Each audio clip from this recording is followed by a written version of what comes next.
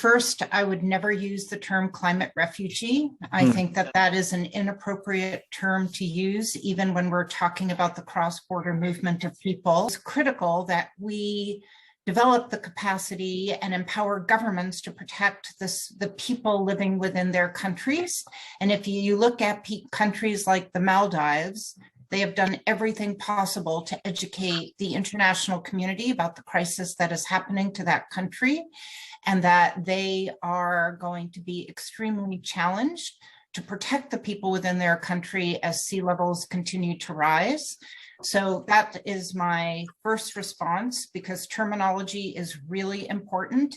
And the second piece is that in the work that we do, we know that internal displacement, so that people will be forced to leave the places they call home and move within their countries of origin, that will be the primary response. Most people do not want to leave their countries for a variety of reasons.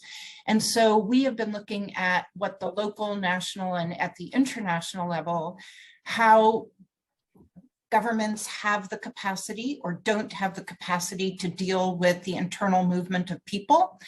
And what we found is most countries in the world have no capacity to deal with the internal movement of people, and that most countries in the world have zero desire to manage the internal movement of people, especially when we're talking about coastlines being permanently submerged and entire communities and cities needing to relocate. I think it's our collective failure to reduce greenhouse gas emissions that is causing the crisis that is upon us related to climate. And the issue that we are most concerned about is sea level rise. So it's going to be really hard for common people, unless we reduce our greenhouse gas emissions, to have that healthy environment where the sea is not rising, to protect their homes and livelihoods. And so what we tell people, what we believe is really important, is community-based environmental monitoring, so that people are monitoring the environmental changes happening within their communities. They know their communities best. For Indigenous peoples who have lived there for millennia, they know the changes that are happening, and it is critical to have that community-based environmental knowledge to do the advocacy necessary to protect those environments.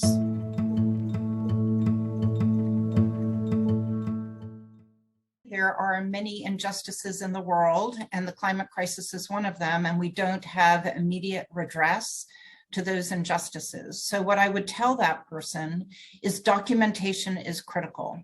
It is really, really, really important to document the changes as best as one can, and then to use the advocacy tools that that person may have working with other fisher people who are in a similar situation.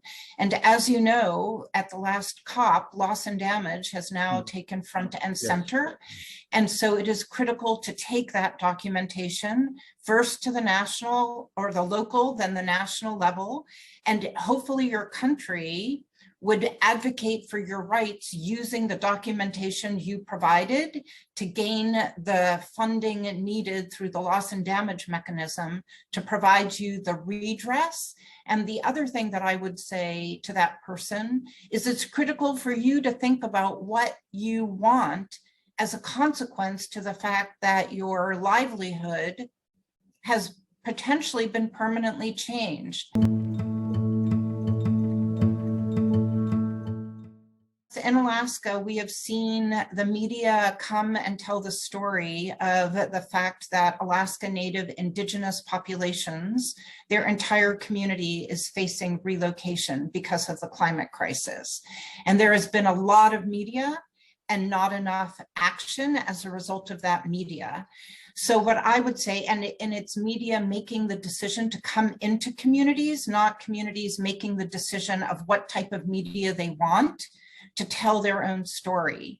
So what I would say to communities that are faced with the environmental changes that are happening, specifically because of the climate crisis, figure out how you want to tell your story. and work with other people in your community who can help determine what the best methods are for you to tell your story.